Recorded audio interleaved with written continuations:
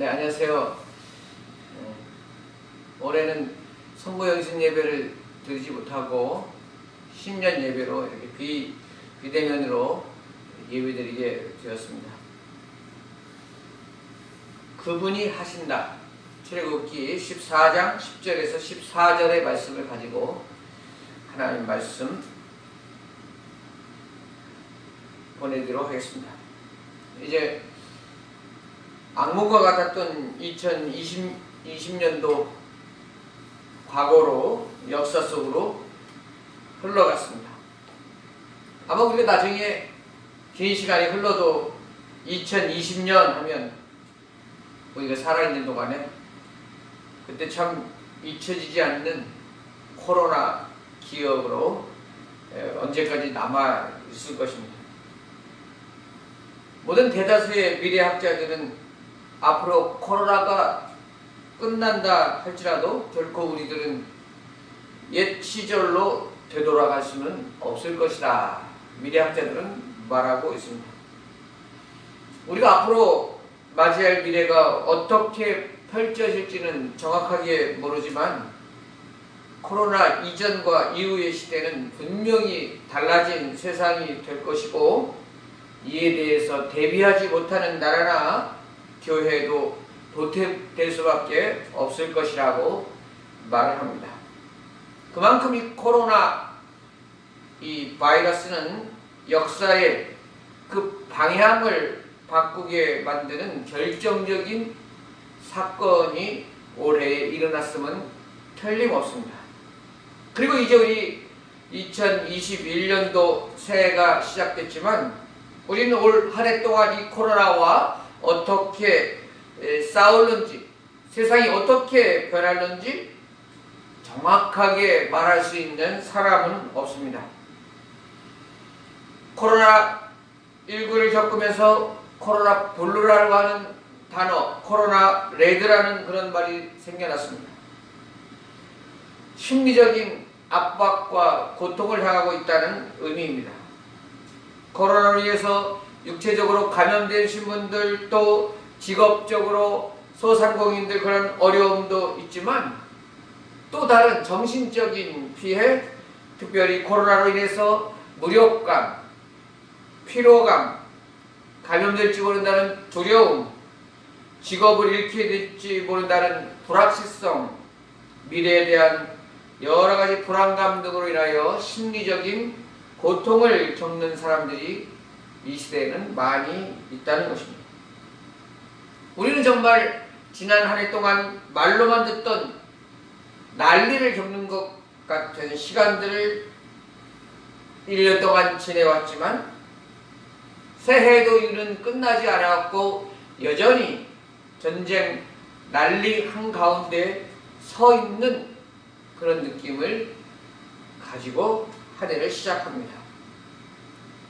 이런 시대에 앞으로 펼쳐질 한 해 2021년은 우리는 어떻게 해야 할까? 어떤 자세와 어떤 마음으로 살아가야 할까를 말씀을 통하여 새롭게 받는 시간이기를 바랍니다. 오늘 본문 말씀을 보면 애굽에 있던 이스라엘 백성들이 400년이라고 하는 노예 생활을 마치고 지도자 모세의 인도로 애굽을 탈출해서 나왔습니다. 그들의 힘으로 능력으로 나온 것이 아닙니다. 그들은 400년간 대대로 노예로 지내왔습니다. 할아버지도 노예였고 아버지도 노예였고 자신도 태어나면서부터 애굽의 노예였습니다. 그래서 노예 근성이 뼛속까지 들어있는 그런 사람들입니다. 미국 남북 전쟁이 일어날 중요한 핵심 주제가 흑인 노예들의 해방 문제가 중요 이슈였죠. 흑인 노예들의 노동력이 많이 필요했던 대부분의 남부의 그들은 노예 제도를 찬성했고 반대로 북부에 있는 경공업이 발달했던 북부에서는 노예 해방을 주장했죠. 아시다시피 링컨 대통령이 이끄는 국군이 승리하여 노예제도는 철폐되게 되었습니다. 그런데 실제로 노예제도가 폐지됐는데 그 해방된 많은 흑인 노예들이 다시 그 이전의 농장 주인들에게 찾아가서 우리가 그대로 노예로 살면 안 되냐고 청했던 사람들이 의외로 많았다고 합니다. 왜 그랬을까요? 대대로 노예로 살던 사람들이 이제 자유민이 되어서 자기 스스로 판단하고 결정하고 스스로 책임지는 일에는 너무 어색한 것입니다. 너무 두려운 것입니다. 차라리 이것저것 생각하지 않고 노예로 사는 것이 더 편하게 느껴지는 것입니다. 이것이 바로 노예 근성이고 이 노예 근성이 뼛속까지 뿌리내려 있는 것입니다. 이처럼 지금 모세를 따라 나온 이스라엘 백성들은 노예 근성이 뼛속까지 스며있는 사람들이고 자기 스스로는 독립할 의지나 능력이나 생각이나 그런 것을 아예 하지 않던 사람들입니다. 근데 지도자 모세가 나와서 정말 어쩌면 모세를 따라 나온 것 자체도 자기들은 이런저런 판단을 할 수 없는 그저 나가자 하니까 나가는 그런 모습이었을 수도 있는 것입니다. 그렇게 모세를 따라서 이제 출애굽하였는데 오늘 본문에 무슨 일이 일어났습니까? 애굽의 바로 군대가 뒤를 쫓아오는 것입니다. 애굽의 철병거들이 지금으로 말하면 전차, 지금으로 말하면 탱크와 같은 것들이 쫓아오는 것입니다. 애굽의 장자들이 죽임을 당함으로 그 당시에는 정말 충격을 받아서 얼떨결에 우리를 내놓았지만 이제 바로가 정신이 되돌아왔구나. 바로가 우리를 쫓아오고 있구나. 바로가 군대를 앞세우고 와서 우리를 다 진멸하려 하는구나. 이런 마음이 드는 이스라엘 백성들은 얼마나 두려운 마음이 들었겠습니까? 앞을 보니 그 앞에는 홍해가 가로막혀 있습니다. 바다가 앞에 가로막혀 있고 뒤에서는 애굽 전차들이 물미뚝 몰려오고 있습니다. 어디 더 이상 피할 곳이 없습니다. 와, 우리가 여기서 죽는구나 이런 생각이 든 것입니다. 10절에 오늘 이스라엘 자손들의 모습이 나옵니다. 그들의 불평, 원망을 들어보십시오. 10절 하반절에서 11절까지 이스라엘 자손이 심히 두려워하여 여호와께 부르짖고 그들이 또 모세에게 이르되 애굽에 매장지가 없어서 당신이 우리를 이끌어내어 이 광야에서 죽게 하느냐? 어찌하여 당신이 우리를 애굽에서 이끌어내서 우리에게 이같이 하느냐? 당신이 어찌하여 우리를 이 광야로 이끌어내서 우리를 이곳에서 죽게 하느냐? 애굽에 매장지가 없어서 우리를 이 험한 꼴을 당하게 하느냐? 백성들은 원망하며 심히 두려워하고 있습니다. 그럴 수밖에 없지 않겠어요? 지금 이스라엘 백성들이 죽을 자리가 아니겠습니까?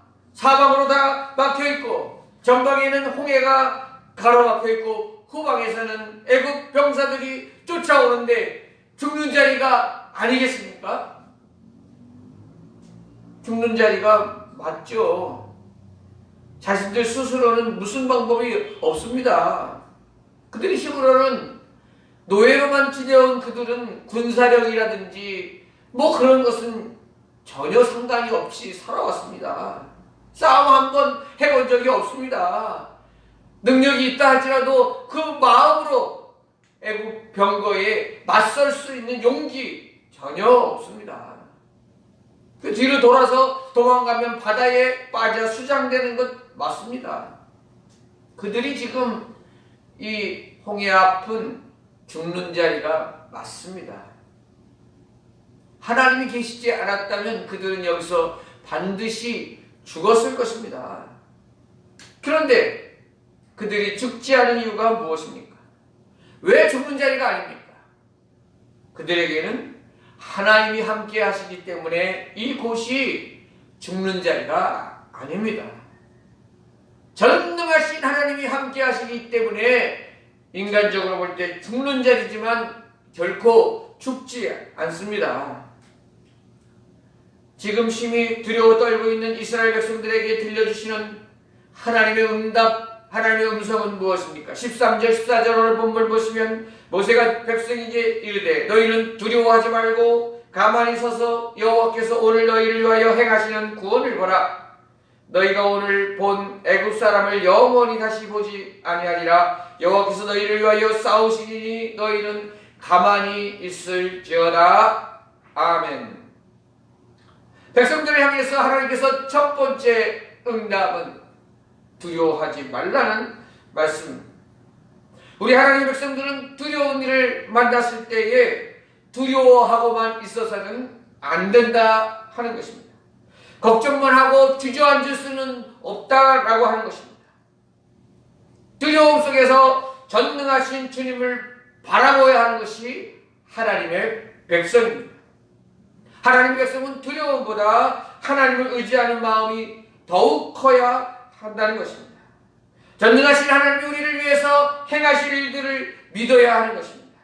지금 나로서는 도저히 방법이 없지만 코로나19 같은 데서 나로서는 도저히 헤쳐나갈 수 있는 방법이 없지만 하나님은 방법이 계시다. 하나님은 이 일을 능히 해결하실 수 있다. 이 믿음이 우리에게도 있어야 하는 것입니다. 오늘 이스라엘 백성들을 하나님은 구원하셨습니다. 오늘 말씀처럼 뒤쫓던 애굽의 군사들은 한 명도 구원받지 못하고 다 바닷물 속에 수장되었습니다. 그리고 이스라엘을 위해서는 홍해가 바다가 갈라졌습니다. 할렐루야. 홍해가 갈라진 것만이 아닙니다. 밤새 바람으로 말려서 그 바닷길이 질퍽하지 않게 하신 하나님의 역사가 또한 있습니다.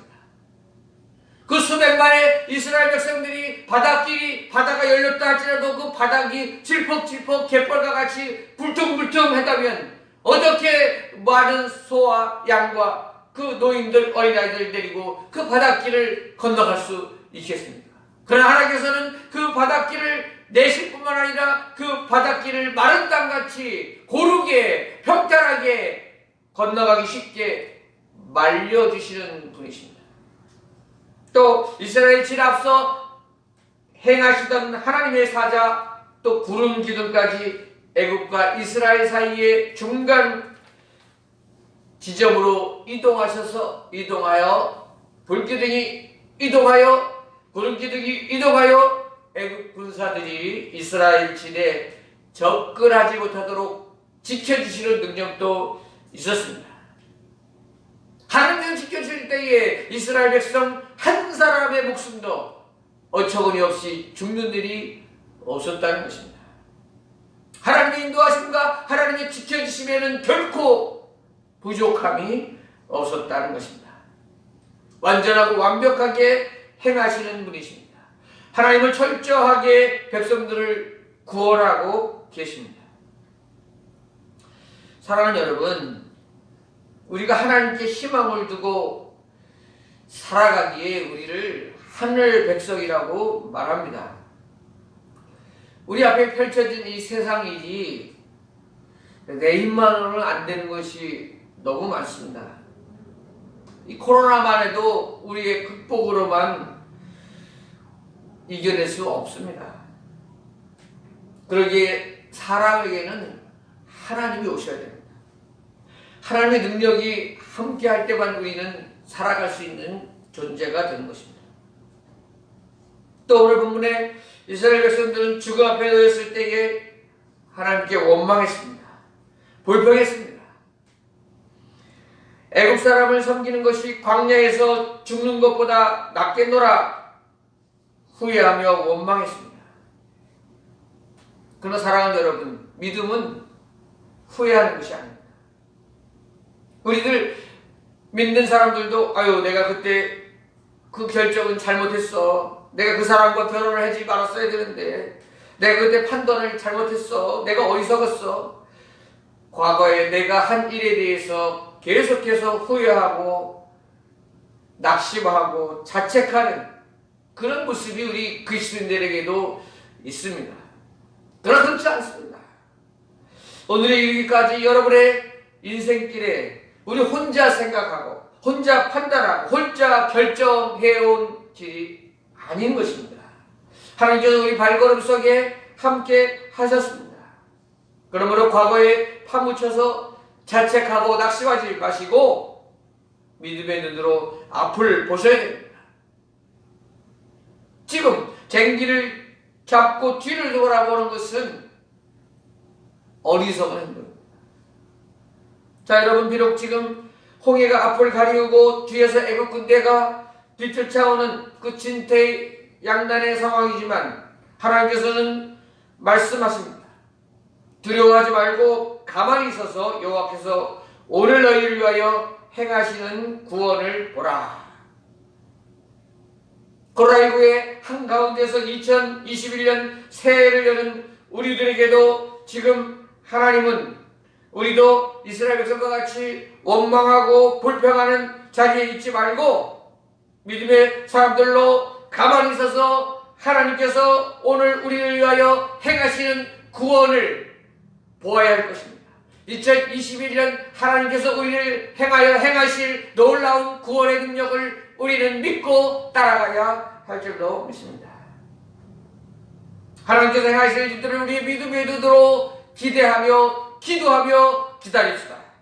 하나님께서는 오늘 홍해를 가르셨습니다. 예수님께서는 베드로를 물 위를 걷게 하셨습니다. 신명기 32장 11절에는 독수리가 그의 날개를 펴서 새끼를 엎는 것 같이 인도해 주셨다는 말씀도 나옵니다.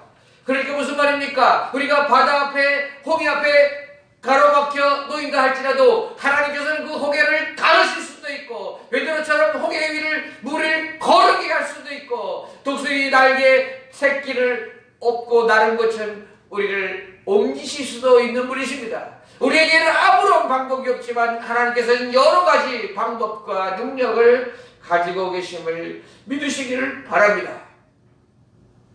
우리는 살아가면서 정말 막다른 골목에서 절망의 끝자락에서 낙심하고 불안하고 아무것도 안 된다고 말하지만 하나님은 그 자리에서 가능하십니다.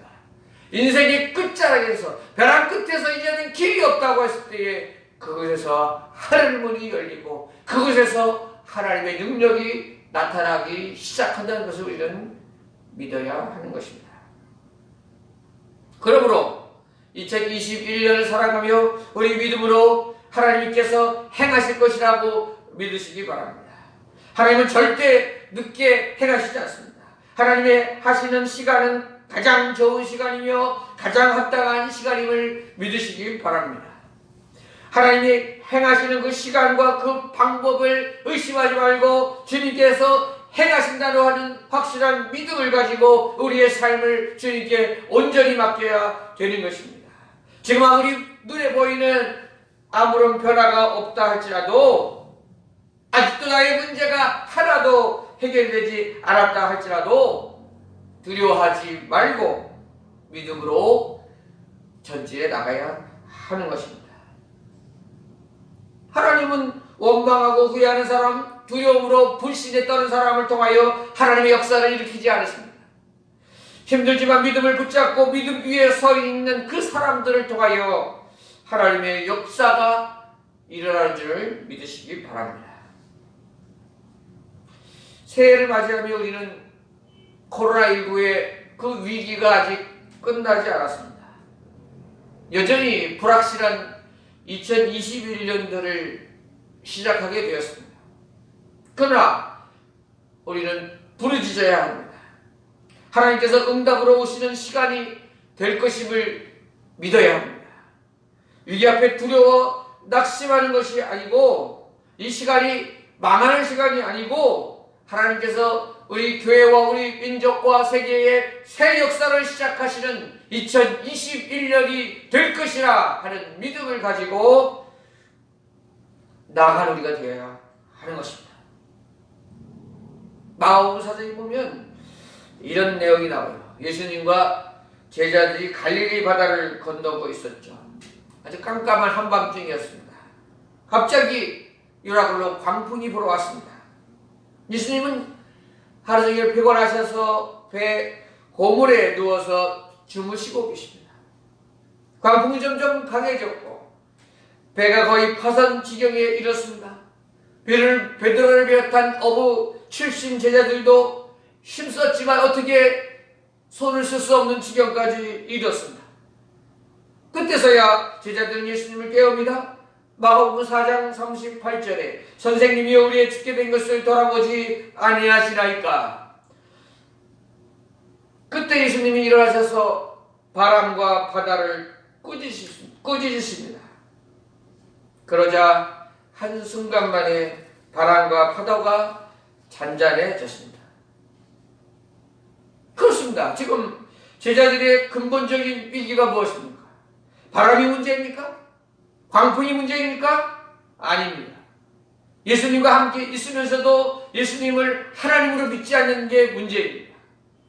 여전히 예수님 옆에 계신데도 그 예수님을 그냥 주무시는 분으로, 아무 일도 행하지 않는 분으로, 아무런 도움이 되지 않는 분으로 여기시는 것이 위기인 것입니다. 그러나 예수님은 누구십니까? 예수님 정말 이런 상황을 모르셔서 쿨쿨 주무시고 계신 것일까요? 아닐 것입니다. 지금 예수님은 이 광풍에 당하는 모든 것을 속으로나마 다 알고 계시리라고 저는 믿습니다. 그럼 예수님은 지금 누구를 기다립니까? 무엇을 기다리고 계신 것입니까? 제자들이 깨울 때까지 기다리고 계십니다. 제자들이 예수님을 깨워서 이 바람의 문제를, 이 광풍의 문제를 알아낼 때까지 예수님은 가만히 계신 것입니다. 마찬가지입니다. 우리가 올 한해도 기도에 힘써야 될 필요가 바로 여기에 있습니다. 우리는 우리의 처지나 기도 제목을 아뢰지 않아도 하나님이 알아서 다 채워주시고 이루어주시면 되지 내가 굳이 기도해야 할 이유가 있나 이렇게 생각하며 기도하지 않고 사는 사람들이 너무 많습니다.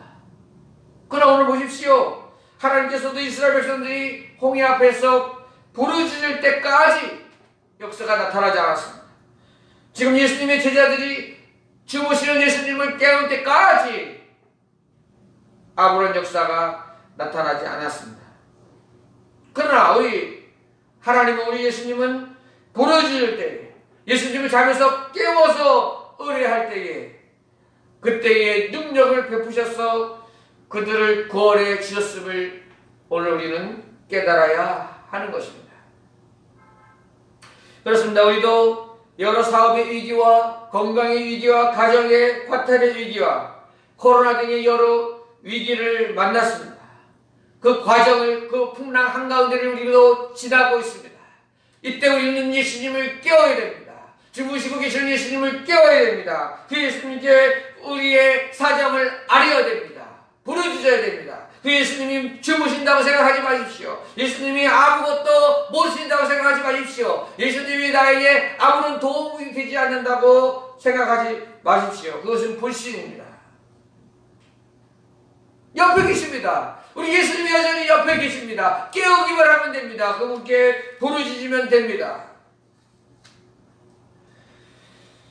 사랑하는 여러분, 우리들이 당하는 고난의 의미를 알면 그 고난은 더 이상 슬픔이 아니라 기쁨이 될 수 있음을 알아야 됩니다.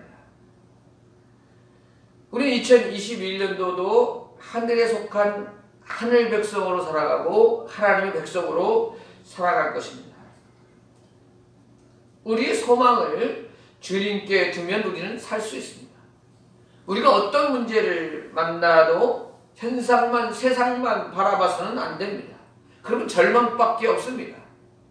우리는 소망의 눈을 들어 우리 곁에 계신 우리의 부르짖음을 들으시는 주님께 집중해야 하는 것입니다. 사랑하는 여러분, 이스라엘을 홍해 앞까지 인도하시는 분도 하나님이십니다. 그들이 결코 잘못 길을 들어 홍해 앞에 있는 것이 아닙니다. 예수님의 제자들 앞에 광풍이 군 것도 그들이 출발 시간을 잘못 정해서 광풍을 만난 게 아닙니다. 마찬가지입니다. 우리 인간의 탐욕과 잘못으로 인해 지금 코로나 상황까지 이르게 됐지만 이 부분도 하나님께서 허락하셨기에 하나님의 분명한 계획과 목적이 있으시기에 이루어진 것이지 어쩌다가 불행을 만난 것이 아닙니다.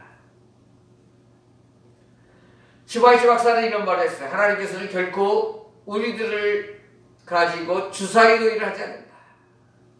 주사위 던져갖고 이게 말이 가는 그런 식으로 우연하게 우리를 이끌어 가시는 분이 아니라는 것입니다. 확실한 계획과 확실한 목적을 가지고 우리를 인도하시는 분이다 하는 것입니다. 우리가 어떤 일을 당하든지 포기하지 맙시다. 낙심하지 맙시다. 두려워하지 맙시다. 이 시대에 더 부르짖고 예수님께 집중합시다. 또 예수님을 찾읍시다. 옆에 계신 예수님을 깨웁시다. 예수님 말씀을 더 귀 기울여 들읍시다.